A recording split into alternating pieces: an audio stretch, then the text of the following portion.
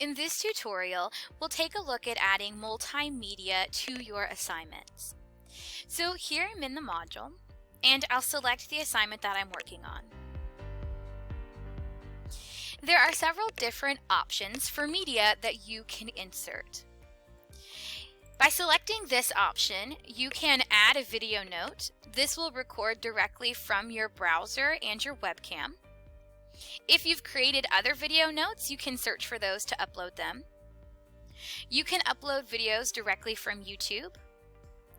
You can insert links to media or pages, and you can also enter embed codes. Your instructors may have given you permission and privileges of Kaltura, so if you've recorded Kaltura videos, you can also download those from your media gallery as well.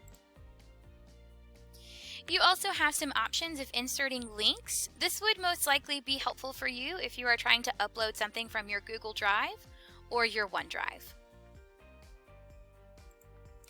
Let's just take a quick look at some additional formatting options that you have within this box.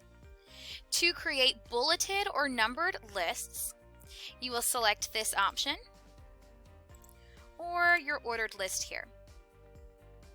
By selecting this arrow, we also have options for aligning your writing. You can bold, italicize, or underline your work.